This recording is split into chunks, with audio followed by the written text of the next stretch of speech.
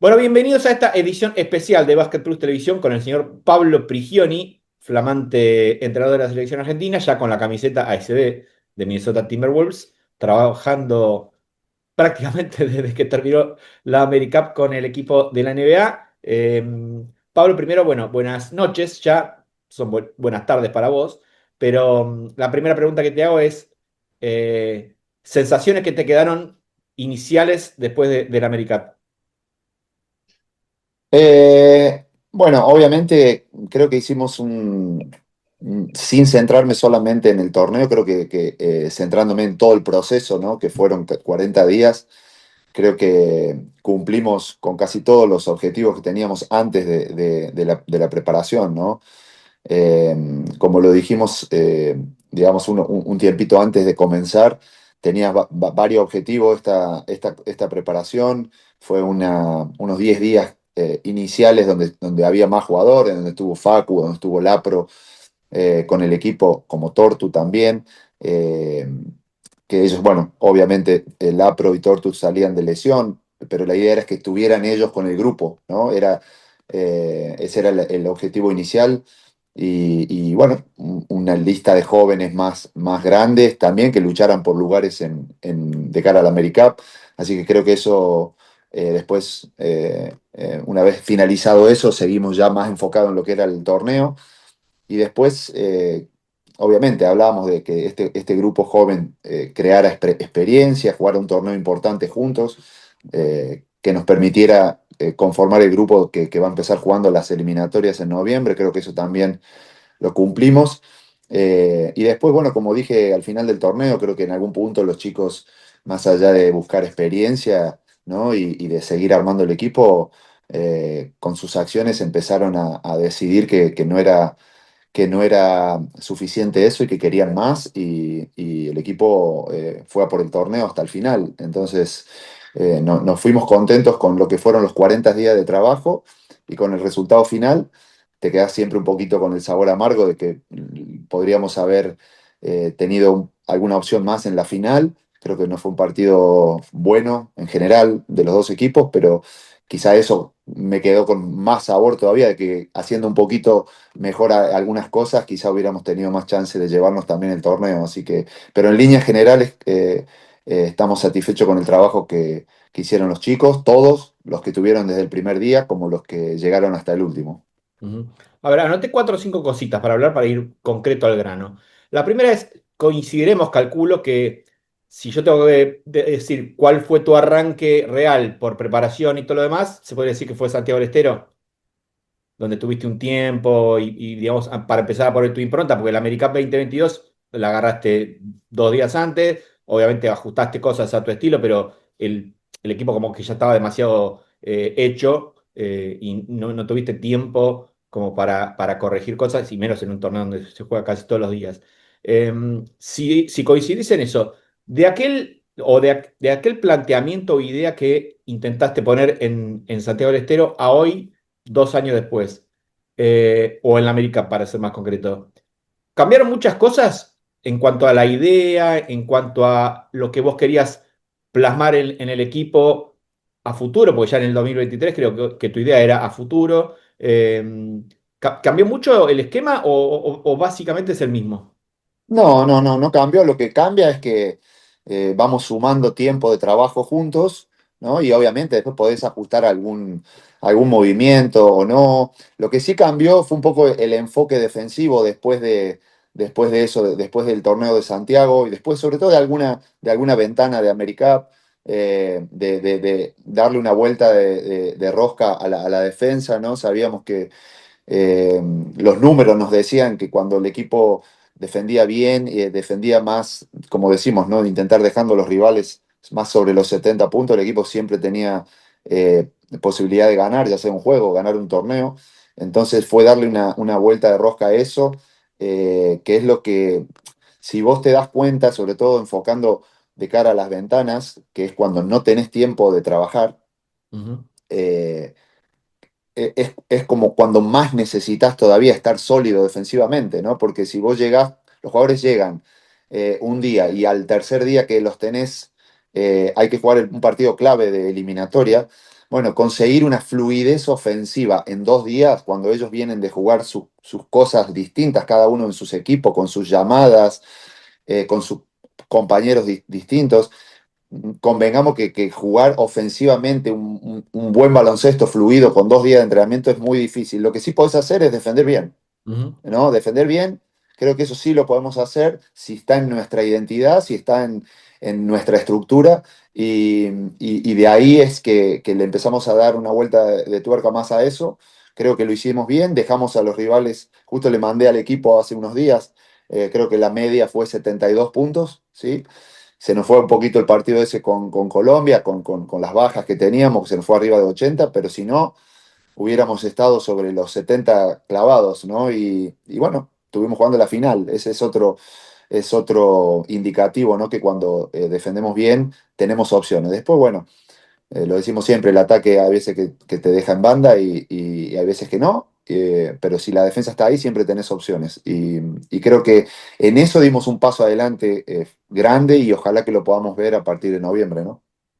Se puede decir, creo que alguna vez ya lo hablamos esto, pero que tu idea o tu idea de juego para el equipo es más conceptual que sistemática, por decirlo de alguna manera. O sea, que los jugadores, justamente por este tema de muchas veces llegar 1 o 2 días antes de un partido y tener solamente una gran concentración por año, esta fue la tercera, es como que para que no estén demasiado contaminados por lo que vienen haciendo en sus equipos, lleguen y ya sepan que sea quienes sean los compañeros y sea quienes sean los rivales, hay una base grande del juego que ya está, que no hay que modificar. Totalmente, totalmente. Y si vos te fijas, eh, es conceptual, es espacios, ¿sí? Y son situaciones donde creamos espacios, sobre todo para crear movimiento o acciones que nos den los tiros que nosotros consideramos que son los más eficientes del juego, ¿no? Intentar ir al aro, crear situaciones de 2 contra 1 con los pequeños y los grandes, poniendo presión al aro, lo que pueda terminar con bandejas, o si no, si se ayudan en las continuaciones, crear tiros de 3 puntos abiertos, ir a la línea de tiro libre, correr en transición. Son cosas sencillas que creo que los chicos lo están haciendo cada vez mejor, están interpretando bien eso. Y yo hay algo que les digo siempre, incluso lo digo aquí también en Minnesota, cuando hay muchas veces que no importa mucho qué jugás, ¿sí? Sino cómo lo jugás. Ujú. Entonces, el hacer la jugada que corresponde, ¿no? Entonces, creo que en eso el equipo lo va absorbiendo, lo va haciendo cada vez mejor, y creo que va a ser muy importante de cara a las ventanas por lo que hablábamos recién y por lo que vos remarcabas, ¿no? En 2 días hay que retomar algunos movimientos con las llamadas que tenemos nosotros para que todos estén en la misma página cuando llegue el partido, y eso, manteniendo acciones y situaciones simples y repitiéndolas concentración tras concentración, creo que le va a hacer a los jugadores cada vez más fácil. ¿Te parece que ya están en el nivel de velocidad crucero en eso? ¿Que ya todo va a ser de crucero para arriba?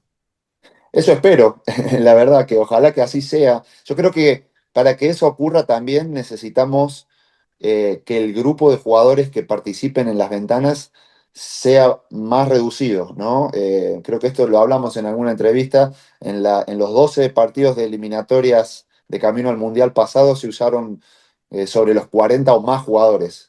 Y había selecciones que habían usado 22, 23, 25. Entonces nosotros tenemos que acercarnos más a ese número, incluso por debajo de 20. Después hay situaciones de Euroliga que no para, lesiones que te pueden ocurrir, pero lo que no puede pasar es, digamos, tener que utilizar tantos jugadores que eso te desarma todo. No hay, digamos, no hay estructura que pueda soportar si en cada 2 meses tienen que venir 10 jugadores nuevos, digamos, es imposible. Entonces, digamos, para que eso ocurra y que esa velocidad crucero, tanto en la parte ofensiva como en la defensa, se mantenga bien, necesitamos seguir con el grupo este y barra 4 o 5 jugadores más, ¿no? Que sea un grupo por debajo de 20 y que todos tengamos el libreto bien aprendido, ¿no? No, I ain't the type to give up. If I do something, man, I do it till I get what I want. I turn a business out of nothing into something I love. I got a poker face, but honestly, I'm not one to bluff. I flip a switch, never miss, man, I always stay up. Don't let them see you, bitch. Always have a plan. En ese sistema de básquet conceptual, a mí, la verdad que viendo la AmeriCup, había momentos que yo decía, esta es la selección de siempre. No te digo, a ver, sí, la de la generación dorada, no importa que fueran los jugadores como Bob, Manu, lo que sea, pero conceptualmente parecía esa misma idea de equipo en cuanto a pasarse el balón, defender duro, obviamente tratar de correr con los cambios que ha tenido el básquet, ¿no? Obviamente la generación dorada tiraba menos triple, se jugaba distinto, pero como que la idea se parecía más a esa selección. De hecho, bueno, creo que no mirabas demasiado las redes, yo tampoco, y tampoco las tomo demasiado en cuenta, pero como que había momentos, obviamente, sobre todo los dos partidos contra Puerto Rico y Canadá, que Argentina dio una clase de manejo táctico, de entendimiento del juego, y te das cuenta que no se corrían demasiados sistemas, que era algo bien en cuanto a saber dónde estaban las ventajas, encontrarlas, buscarlas y bueno, a medida que las cosas iban dando bien, sobre todo de la confianza que te da la defensa, la ejecución era mejor porque son chicos y las emociones van y vienen, suben y bajan, y cuando te va bien, parece que se pueden comer al mundo, que de hecho lo hicieron en parte, y tuvieron poco de esos bajones, salvo quizá por ahí contra Colombia, en los que decís, bueno, por más que se esté jugando con la misma idea conceptual, el resultado no es el mismo. Mira, un par de cosas. Primero, el hecho de haber tenido una preparación de casi 40 días, pero sobre todo jugando ocho partidos de preparación, ahí donde vos realmente podés evolucionar y crecer mucho, ¿sí? Porque el jugar muchos partidos de preparación te da la posibilidad de hacer muchos post partidos, ¿sí? Mirar mucho video y empezar a corregir, corregir, corregir, ¿sí? Y en eso era un poco fundada mi idea de hacer una preparación larga y con muchos partidos, para que el equipo llegara al torneo, ¿sí?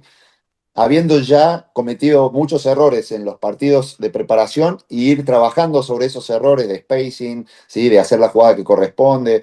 eh, entonces, eso yo lo fui notando a medida que íbamos haciendo los post partidos y jugando otro juego, y jugando otro juego, y jugando otro juego. Y los jugadores empezaron a sentirse cada vez más cómodos con diferentes situaciones. Y la idea era esa, que el equipo siguiera creciendo durante el torneo. Coincido con vos, hubo momentos de pico de juego, ¿no? Sobre todo el día de Canadá, pero también el equipo hizo un gran partido contra Dominicana, ¿no? Mm. Sobre todo empezó el partido muy bien, muy concentrado, jugando con cortes, pasándose la bola, muy bien los espacios, defendiendo. Bueno, después Puerto Rico también tuvo por momentos buen básquet, por momentos nos costó, pero digamos, en el grueso yo creo que mientras este equipo siga jugando más partidos juntos y manteniendo el bloque, eso va a ir a más, yo no tengo duda de eso, ¿no?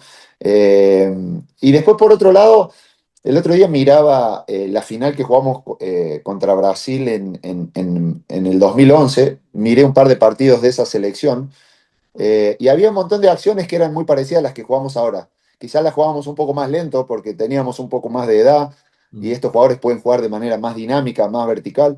Eh, pero en cuanto a los espacios y a algunas de las acciones eran bastante similares, ¿no?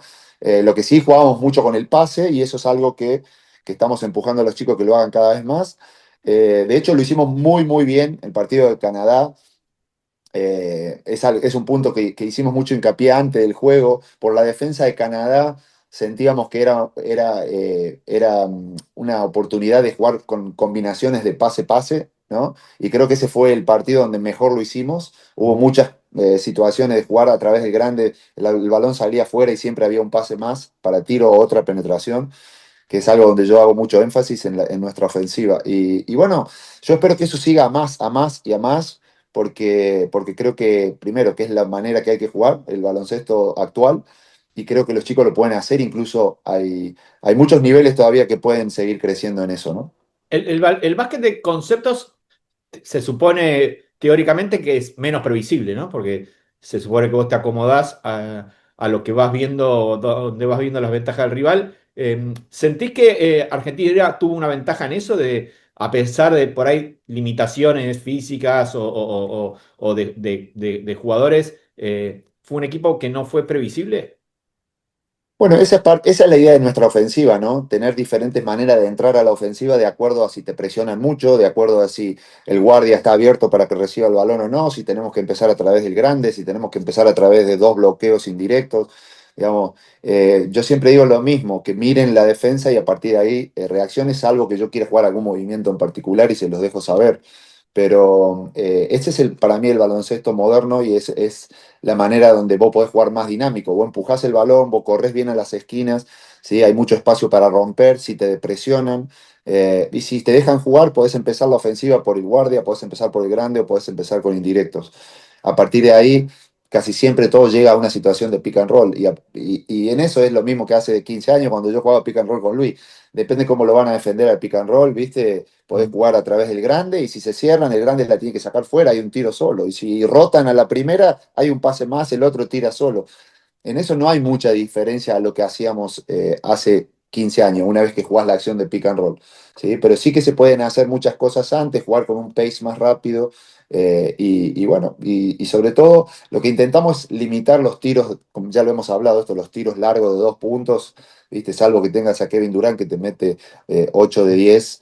Si no, son tiros. El otro día lo escuché a Pedro Martínez que hablaba de esto. No sé si viste una entrevista de Pedro, estuvo muy buena donde él explicaba esto, ¿no? Y estamos hablando de Pedro, que es un entrenador que tiene ya muchos años Sí, sí. y jugó otro tipo de baloncesto seguramente 15 años atrás y ahora él considera que en vez que para meter 6 puntos necesitas 3 tiros de 2, ¿sí? Pero también necesitas 2 tiros de 3. Entonces él hacía un poco esta explicación, que es lo que nosotros intentamos hacer ya hace algunos años. A mí me quedó la sensación de que este torneo para algunos jugadores va a ser un antes y un después. Obviamente para Juan Fernández, sin ninguna duda. Para Gonzalo también. Y no sé si eso vos lo esperabas o fue producto un poco del desarrollo natural que podían tener con torneos como este.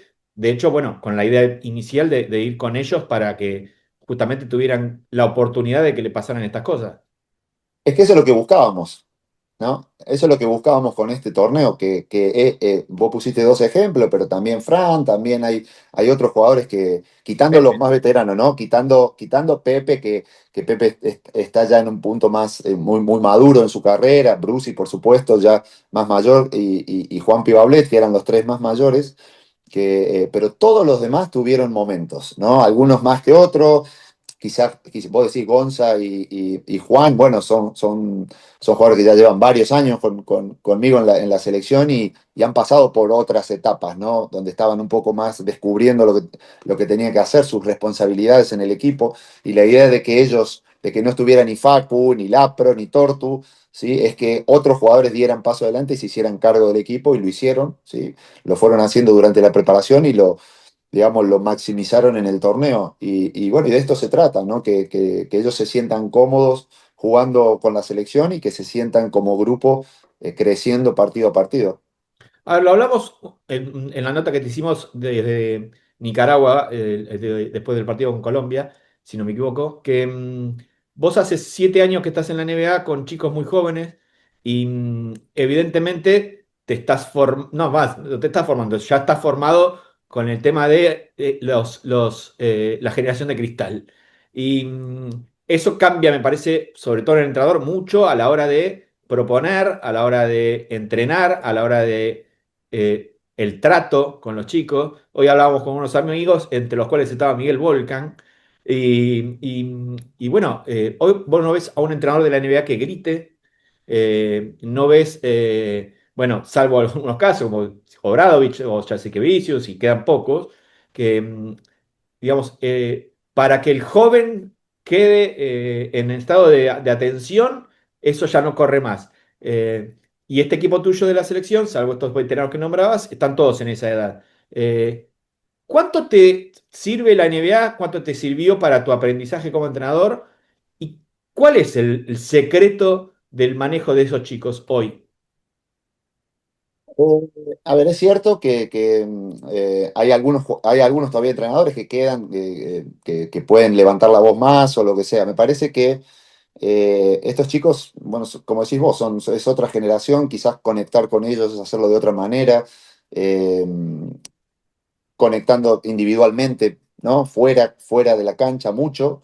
Y después dentro de la cancha con cosas más cortas, ¿no? Antes había sesiones eternas ¿viste? O speech o charlas que le daban a los equipos que a mí me daban algunas charlas, algunos entrenadores que decían, llevas 15 minutos hablando, ya está, ya perdí la concentración, ¿entendés? Sí. Entonces eso a mí me sirve para decir, no, mis mensajes tienen que ser más cortitos, ¿sí? Porque el jugador es esto, y ya está, ¿sí? El tenerte ahí media hora dándote un speech, a mí no me gusta, no me Ujú. gustó nunca, entonces es algo que yo no voy a replicar. Entonces prefiero tener mensajes más cortos, ¿sí?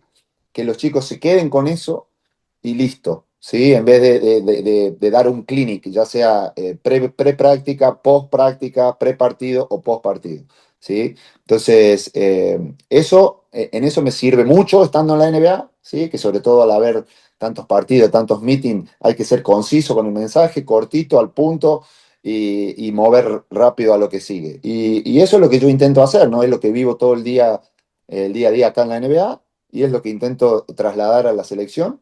Eh, es lo que yo me siento cómodo haciendo y bueno, después habría que preguntarle a los jugadores si ellos están cómodos también, pero nadie por lo menos me ha dado ninguna queja al respecto, ¿no? Pero nada, creo que los tiempos cambian y hay que adaptarse. Y complementario a eso, en Estados Unidos quizás fue siempre así, pero ahora yo lo noto más por lo menos, el tema de lo que vos me decías el otro día de Minnesota cuando vos llegaste, primer año y segundo año 20 partidos ganados, tercer año recién arrancar, cuarto, quinto, o sea, pero estaba claro desde el primero que más o menos iba así, a ser así. En las selecciones por ahí es más difícil. Pero a mí me queda toda la sensación de que en tu cabeza, por lo menos, con la selección también está funcionando así. Mira, por ahí va a haber todavía algunos tragos amargos que tragar, pero esto tiene que ser un proceso para volver a estar en un lugar. No podemos ir a cada torneo con lo mejor que haya, no importa la edad, para ganar, porque si no, eso es pan para hoy y hambre para mañana. ¿Lo pensás así y es muy distinto hacerlo en una selección y más en un país como Argentina? Yo no tengo duda que es así. Y yo no tengo duda que es un proceso que hay que ir trabajándolo sin esquivar digamos, esquivar ningún paso, ¿no? Sin intentar, sin tomar ningún atajo, me parece. Ujú. Eh, Porque no hay otra manera de hacerlo. No, es muy difícil, ¿no? Como decís, voy encima teniendo los jugadores tan poco tiempo. Los ves una vez al año, que lo podés tener, digamos, casi 4 semanas, como fue este caso, pero después durante las ventanas y durante el año los tenés una semana. ¿No? Entonces no hay manera que vos puedas, digamos, construir algo de una forma tan rápida. Por eso la apuesta de ir a la AmeriCup sin los jugadores más mayores, ¿sí? Y seguir consolidando este grupo más joven. Eh, digamos, lo hablamos a esto, yo lo viví acá en Estados Unidos, que es un lugar donde la gente entiende esos procesos, donde las organizaciones entienden esos procesos de crecimiento que llevan tiempo. Eh, Lamentablemente en el resto del mundo no ocurre eso, y Argentina no es una excepción. Eh, pero bueno, nada, yo tengo la suerte de verlo hace muchos años acá, entonces sé cuál es el camino y sé cuál es la manera de hacerlo, y eso es lo que estoy haciendo. Después tenés que convivir con situaciones donde, bueno, hay gente que no está de acuerdo con una cosa o con otra, y bueno, y hay que ser respetuoso con eso, ¿no? A mí eso, las opiniones no me van a cambiar la idea que tengo porque es lo que yo veo y lo que entiendo que es lo que hay que hacer.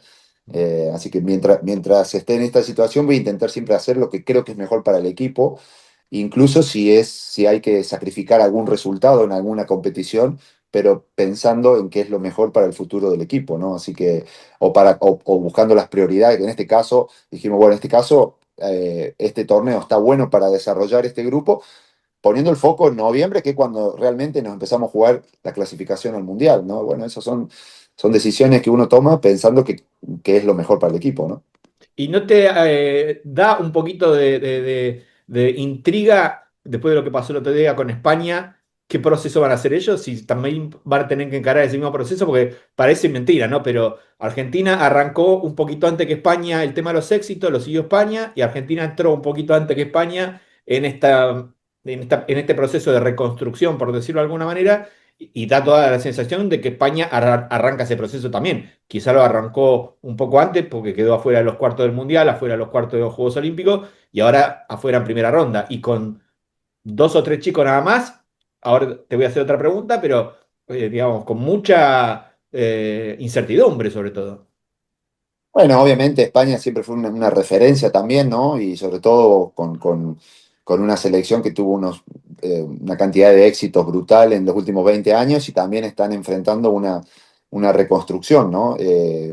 Bueno, vamos a ver, creo que ellos, a ver, si vos te pones a pensar, tienen un montón de jugadores Euroliga y tienen algunos jugadores en la NBA, o sea que creo que ellos pueden llegar a tener, a pasar por esa reconstrucción, pero creo que tienen también mucho material para rearmarse pronto, ¿no? Su liga es una de las mejores ligas de Europa, con lo cual hay un montón de jugadores que ya están jugando en primera división en ACB, ya están jugando en equipos de Euroliga, tienen jóvenes bueno, tienen algún jugador de NBA y algunos otros que ya también están tocando la puerta de la NBA, con lo cual yo estimo que ahora se van a reagrupar con un nuevo entrenador y pronto van a estar competitivos de nuevo porque es la esencia del baloncesto español. Pero sí que es un buen ejemplo para remarcar que todas las elecciones atraviesan ese tipo de reconstrucciones, sobre todo después las que han tenido tanto éxito, ¿no? Como fue el caso de España y Argentina. A ver, no te quiero meter en quilombo, pero te quiero preguntar tu opinión sobre, ayer sacó un comunicado la DJ de España con el tema justamente de que los españoles no juegan en España, ¿no? Y que estos chicos, bueno, en el Eurobásquet estuvo De la Rea, estuvo Sansuperi y alguno más, pero jóvenes, jóvenes casi no había. Escariolo se jactaba, de hecho, de cerrar el partido en el que quedan eliminados con dos chicos de 19 años, pero el panorama en el aspecto de juego parece no ser el mejor, por esto que no tienen participación en los equipos ni siquiera de la CB, ya ni te hablo de la Euroliga. De hecho, Hugo González en Madrid no jugaba y ahora va a ir a la NBA. Más lo de Estados Unidos y el NIL. Como amante del básquet FIBA, ¿tenés una posición y alguna preocupación con esto que está pasando? A ver, yo creo que al final hay momentos donde salen muchos jugadores de un nivel muy alto, como pasó a España, ¿no? Y va a volver a pasar en España, porque tienen una liga muy buena y los jugadores jóvenes van a seguir apareciendo, por más que ahora haya menos, o haya algunos que no están jugando, o haya algunos que se empiezan a ir a la universidad muy jóvenes. Eh, Nada, yo creo que esto, obviamente, lo de la universidad cambia mucho lo que era el baloncesto joven, ¿no? Hay un montón de jugadores que van a emigrar a Estados Unidos, ya lo están haciendo. Pero depende a qué universidad vayan y a qué programas vayan, esos jugadores van a crecer igualmente y después van a poder, digamos, jugar, ya sea una vez que acaban su periplo universitario, van a volver a jugar o van a estar en la NBA o van a volver a jugar a España, a las ligas europeas o a cualquier otra liga. Así que no, yo creo que es más una cuestión de que, bueno, le pasó lo mismo que a Argentina, ¿no? Hubo una generación en España muy, muy buena y bueno, ahora por alguna razón han bajado, pero como vos decías, hay algunos jóvenes muy interesantes que pueden tomar la posta pronto. Eh, pero bueno, preocupación no. Yo creo que al final, de una manera o de otra, los jugadores tienen que evolucionar y ya sea en el baloncesto europeo, ya sea en la universidad, lo van a hacer. Ujú. Te llevo cortamente al tema ventanas. Según los cálculos que hice yo, podés tener mucho mejor, ¿eh? En febrero es imposible que vengan los de Euroliga, pero en noviembre, en principio sí.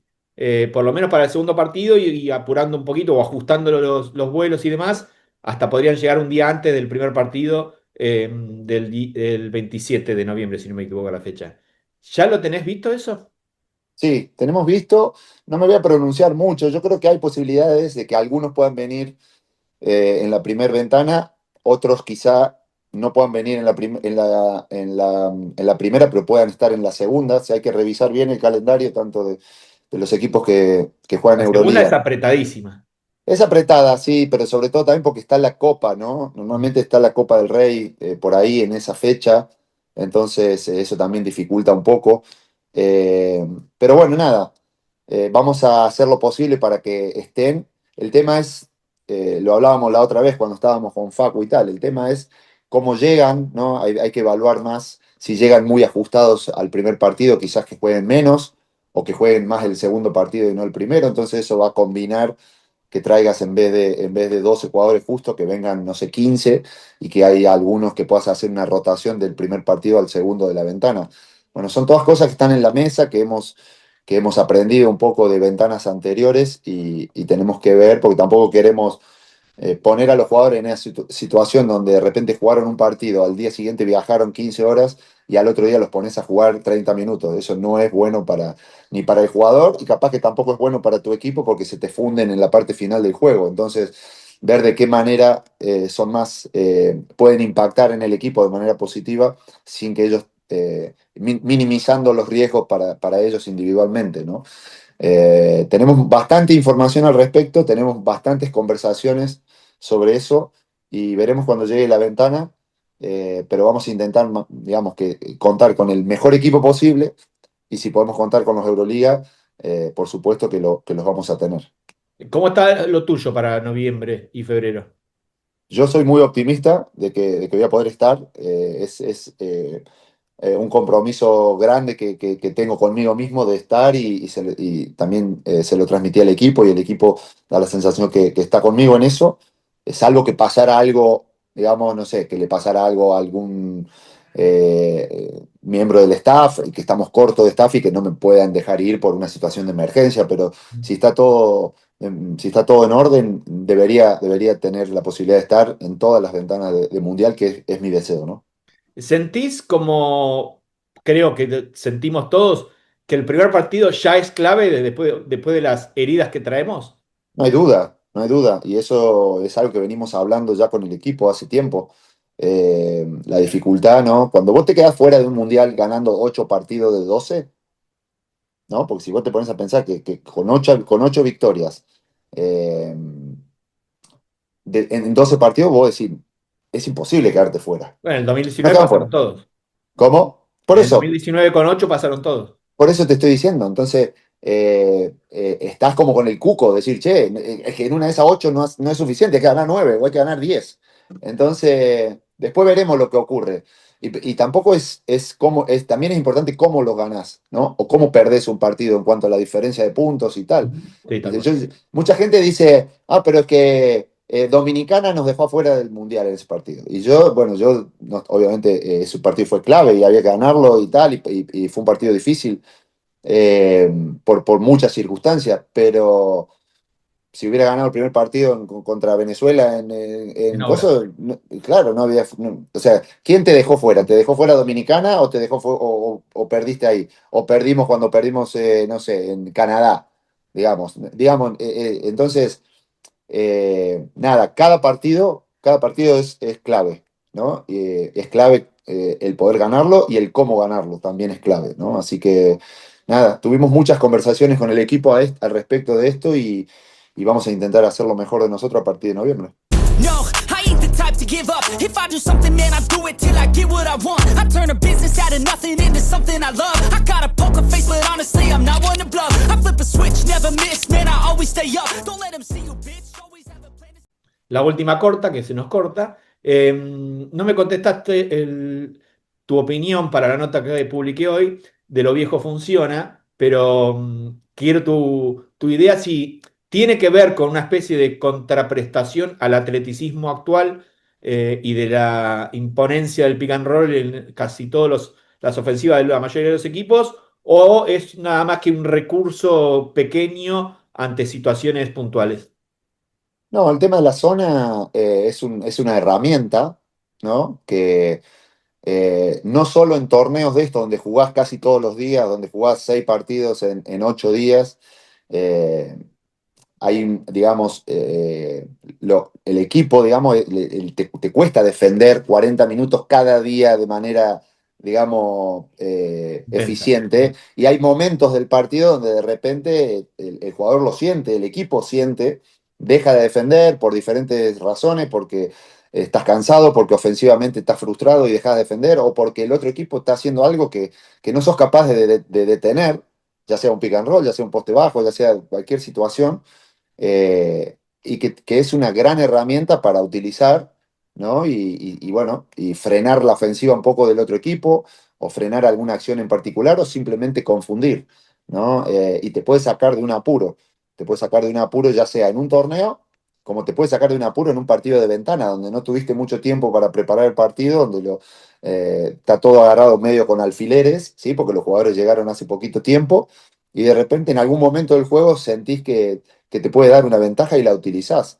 Y de hecho la utilizaron casi todos los equipos, ¿no? Todos los equipos en la AmeriCup en algún punto usaron defensa de zona. Y, y bueno, yo creo que va más relacionado con esto, ¿no? Una herramienta que te pueda sacar de un apuro en algún momento oportuno. Y en la NBA se ve cada vez más también. Totalmente. Bueno, Poco, pero...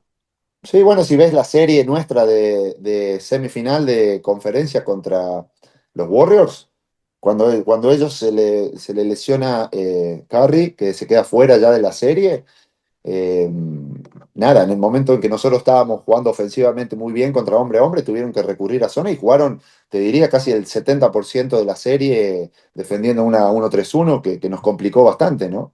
Ujú.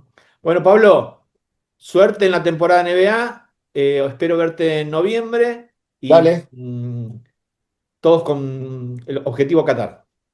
objetivo Qatar, así que de momento, bueno, como le dije a los jugadores, todos tenemos que tener un buen inicio de temporada, ellos individualmente donde estén. Mi mensaje para ellos también fue que tienen que evolucionar individualmente, ¿sí? En sus equipos, en los detalles que los hacen a ellos mejores jugadores y que nos hacen a nosotros mejor selección cada vez que nos juntamos. Así que ojalá bueno, que sigan con esa progresión que traen en los últimos años y nos hagan mejor equipo de selección.